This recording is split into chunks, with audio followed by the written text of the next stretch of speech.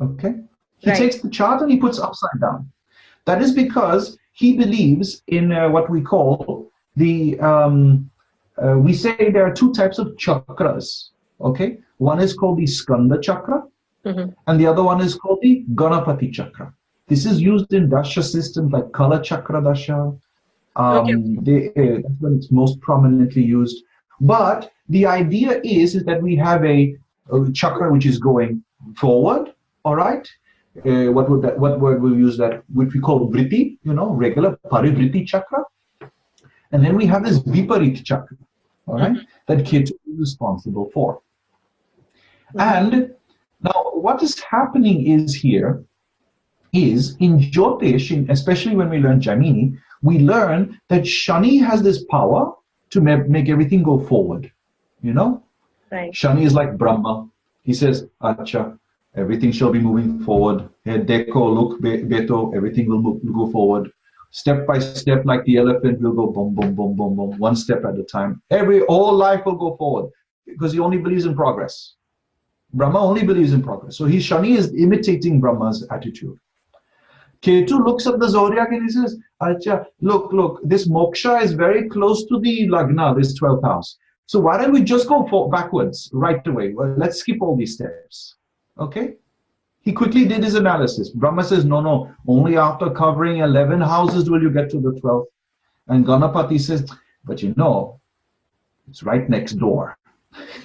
Let's go straight to the 12th. So Ketu has this reversal power. This has many meanings. On one hand, it means that Shani and Ketu are the two grahas which can decide directions in life. Okay? So who tells you direction? Guru tells you direction, yes? So that way, Shani and Ketu can act like gurus sometimes, not always. You prefer not to have either of them as your guru because they don't seem to be giving much knowledge. They just tend to go forward or backwards. Guru and the other grahas are more interested in studying something. Whereas Ketu and Shani, they give direction. Okay? So there's some hints as to what we do with that. Now, either way, the Ketu chakra shows the roadblocks towards moksha. So I'm going to treat Ketu as Lagna now. I'm not going to treat Lagna as Lagna. I'm going to treat Ketu as Lagna. And then I'm going to start reading the chart and then later on figure out what this chart is from the original Lagna to see what activities are enabling or disabling the mukti. Okay? And that freedom we want, that personal freedom or moksha eventually. Some would argue you need to practice moksha in this life before you get used to it in the afterlife. Okay. Now, how much freedom do you have and what is inhibiting it? Ketu also brings the in-laws, and the same Ketu chakra is relevant in examining this relationship with in-laws. Distinctly, in this Ketu chakra, I will give the most important principles. 2nd house, 4th house, and 11th house from Ketu are the biggest obstacles. Why? Eating is an obstacle, 2nd house. Food is an obstacle towards spirituality. 4th house, comfort, vehicles. All right. 11th house, gains and gifts are the biggest obstacles. So for this, how must you behave? You must do the opposite. Opposite 2nd house is what we call 12th house, what we call the scale. If 2nd house is weighing a lot, that 2nd house of eating and food, you must do 12th house. You should stop eating. You should fast. 12th house is the house of fasting. So the 12th house is enabling spirituality from Ketu. From Ketu, the 12th house is enabling spirituality. Whereas the 2nd house from Ketu is making your pockets very heavy or making your belly very heavy, and you cannot do mantra. All right? In this, we learn about something called kilaka. Every mantra, every spiritual practice has a kilaka. All right? A key. And it is locked. It's not a key, it's a lock. So you need a key to open this lock. You have to perform utkilana of a mantra or utkilana of a spiritual practice. That utkilana can be given by the guru, but it's not just a spiritual transmission, it's also a habit. For example, the utkilana or the kilaka is supposed to sit in the navel. When you do mantra nyas, it sits in the navel. And distinctly, if you have eaten food, then the kilana automatically locks.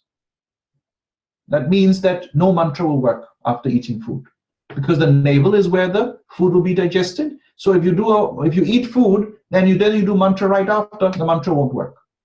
Okay. So a practice that is followed by the Brahmins is they will do their mantras in the morning and they will not eat food before that. They will go to the bathroom before doing their mantra, and at most they will drink water. That's it. To ensure that they are having constant utkilana, unlocking of their mantras. The more we practice fasting, the more we become in control of this lock which is in the navel. And this is the most primary lock in the 2nd and 12th houses. So minimum, before you do a mantra, you should not have eaten in at least the 1 hour preceding that. Minimum. Okay? Somebody who gets up in the morning, Acha, let me have my tea and coffee before I sit for japa. Forget your japa, it's not going to work. Your mantra is out. It's not going to work. All right? The Devata checked out. He said, Acha, he's putting that into his mouth. See you tomorrow. Let's try again. So that is why they say, don't eat. Fast before seeing the Devata. Fast before doing the japa. And at least if you're having this japa later in the day, you need 1 hour before that. Before the japa. Water is allowed. That's why so many people do this in the morning. Okay. So this is how Ketu is teaching us how to perform the Utkilana through the 2nd and 12th house. Now the 4th and 10th house. Now the 4th and 10th house, the 4th house, it is, people don't notice this, but 10th house is where you work. Everybody agrees with that. That's where we say, oh, let's look at career, let's look at job. But this 4th house is where other people are working for you. So 10th house, you are working. 4th house, other people work for you. And who was your first? Who was the first person you employed in your life when you were born? Your mother. Mother. She is doing the biggest job for you. And that is the 4th house. The Ketu chakra teaches us, if you keep depending on others to do the work for you, you will be denied of moksha. Okay? There's only so much that your mom or another person can do for you to increase your spirituality. After some time, you have to put in the work yourself. Do you think that by employing everybody to do pujas for you, that you will get mukti? No, not at all. They will get mukti first, all right? And then you may be, all right? Now, so that's the 4th and 10th house. What is the other form of 4th and 10th house? Sitting. When you're sitting down or lying down, that's 4th house asana. 4th house asana is in Shayanasana, sleeping, distinctly. Okay? Mm-hmm. So sleeping too much is not permitted. Okay? Yoga Nidra is what people try to do to deal with this, but 10th house is actual being awake, practicing, doing something, working. You need to be vigilant, alert. Work. Alert, yes. 11th house is when you gain something. See, all these nice houses are what are bad for us, right? 11th house is a gain house. You are gaining something. How do you gain? You're gaining salary. 11th house. Sorry? I was about to say the same. The good houses have become the obstacle houses. Exactly, exactly. This is, and truth be told, when you learn about these houses, you realize this is where one is sitting back and enjoying life. Right. Okay? And Ketu says this is not permitted. In fact, some of the other grahas will hint at that maybe this is not a good idea. Okay? So I'll talk about that from other grahas like Shukra and relationships everybody wants to hear about. So I'll mention that in a minute. And now what we're being asked is, do not be the recipient. Be the one who is sharing your skill, sharing your wealth, sharing your ability. 3rd house is the activity that we should be pursuing to counter the 11th house. Now, the yogis, they have this very interesting practice to deal with this 11th house. They use breath control. They say one way of dealing with the heaps of one's karmas, heaps, that means you've accumulated something, right? So 11th house is the accumulation. So what they do is they do pranayama. Mm-hmm.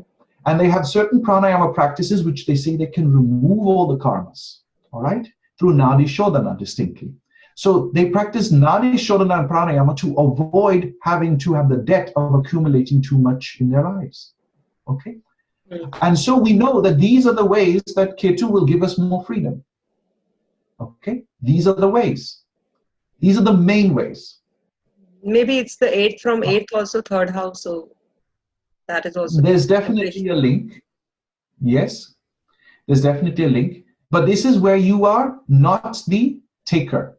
You are the giver. You're using your own skills and sharing your own skills, like teaching people something. Now, imagine I use houses from Shukra. Okay? Then I will say, Acha, 2nd from Shukra, this is where somebody is feeding you in the relationship. 4th house from Shukra, this is where your spouse is running around and working for you in the relationship. 11th house from Shukra, this is where somebody is giving you more wealth. This can be also buying you a car, buying you a washing machine, buying you a computer. This is where your partner is gifting you things. And I will also tell you, these are the biggest obstacles in a relationship, because a relationship is all about giving, not taking. And if you are expecting to be given too much, you will suffer in relationships. Okay? All right? If you're expecting that you should receive, it will also be a problem from Shukra. So maybe one should check, where are the houses from Shukra? What are the activities which are actually making you more lazy in the relationship? All right? These are these houses from Shukra. Okay. Now, these can be very good for wealth, but what value is the wealth of Shukra if you are not happy in the relationship? The wealth really that we're interested here is going to be the wealth from the Lagna, from the Arudha Lagna. So that's wealth. These people want to calculate how much their bank balance is. Then we use these houses from them. Now there are these other houses. They're also important. 7th house is the house of biggest bondage. And from Ketu, the 7th from Ketu is Rahu. So the biggest bondage is there always. Lucky is the person where no planet is joined Rahu, nothing is in 2nd from Rahu, and nothing is in 5th or 9th from Rahu, nor 7th from Rahu. I'm not talking about Rahu. I didn't mix up with Rahu Ketu here. From Rahu, 5, 9, 7, 2. If there are planets in these houses, next life we'll talk. If you have no planets in these houses, congratulations. You are a person who is free of desires, of bhoga desire, of Rahu. Because this 7th from Ketu, where Rahu is the one who is trying to cause rebirth. And this is the biggest bondage. From this we learn, the biggest bondage is actually marriage. All right? So 7th from Lagna is a big bondage house. And this is a problem and a blessing. It's peculiar. I will tell you, 7th house is the person who will kidnap you. Every father will say, yes, 7th house is the one who kidnaps my daughter, undoubtedly. Because if my daughter's getting married, that guy is going to kidnap her, right? She's going to leave and be with him all the time, not with her family. So every father will agree with me on this topic. But 7th house is the place where the main bondage is happening. And truthfully, this term kidnapping is actually elaborated a bit more into actual kidnapping. We can see actual kidnapping from the 7th house, from Lagna, because that is where you're being taken away. If your Lagna is weaker than the 7th house, you are more likely to marry. And if it's a negative 7th house, it's not marriage, it's kidnapping. But if the Lagna is very strong, you don't actually want to marry, because your Lagna is so strong that you do not like bondage. Ever heard of that statement? I'm not ready to settle down. I'm not ready to be, bound down in a relationship. That's somebody whose ego and Lagna is so huge that they cannot allow that 7th house to dominate. There are good and bad sides to both the houses. But this 7th from Ketu distinctly is a big bondage. This can completely stop your freedom. So you mean to say if it is 5, 11, like 5th house, 11th house, so you mean the creative self will get impacted, or the fulfillment of desires will get impacted in worse manner if we take 11th house? It can be, yes. But I'm going to explain this in a few, probably more practical examples. I was just going to tell you, remember the... I'm sorry, Vanita, could you repeat that? Yeah, my internet is unstable, I think. Yeah. No problem. Yeah, go ahead, Visti. Yeah. Oh, okay. I was just going to say, remember the example we have of Latske, the freedom fighter? She, Rahu and Shani joined? Yes? 2nd house, yeah. And what happened to her? She went to jail. That's a major bondage. right? Right. Major bondage. So some people will say, therefore, Ketu is the freedom karaka, Rahu is the jail karaka. Okay? Yes. Right. All right. So I'm going to show a chart again from this perspective, but just a bit more. 5th and 8th house from Ketu are the wrong prayers. 5th house is the wrong prayer. What is a prayer actually? Something you wish to fulfill. You're praying for something to be fulfilled. And 8th house is the debt or loans which are stopping you. If you take a loan from somebody, that's a debt you will have to pay off either in this life or the next life. Okay? Either this or next life. And if you don't pay it off in this life, you have to come back to the next life and pay it off. Okay. That's the 8 from Ketu. That's stopping a person. 9th house and 6th house from Ketu can open the doors through Guru, 9th house, and Seva, 6th house. When 9th house is telling you, don't pray for what you want, pray for what you need. Okay? Because what you want is not always what you need. 6th house is saying, by that through Seva, you can overcome the debts.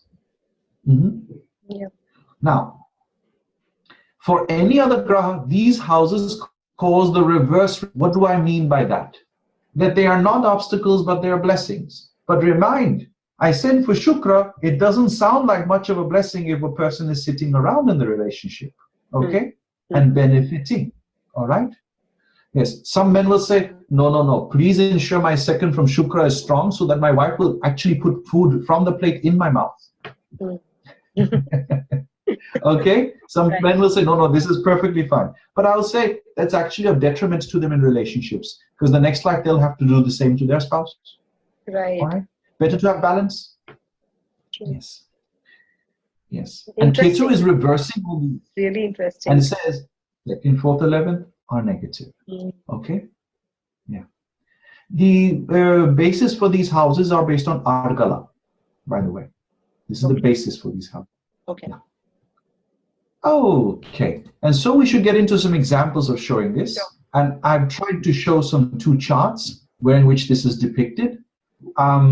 These are, eating doesn't necessarily have to be that you're actually having food. But the idea is a type of accumulation, right? And everything red is negative in the point here.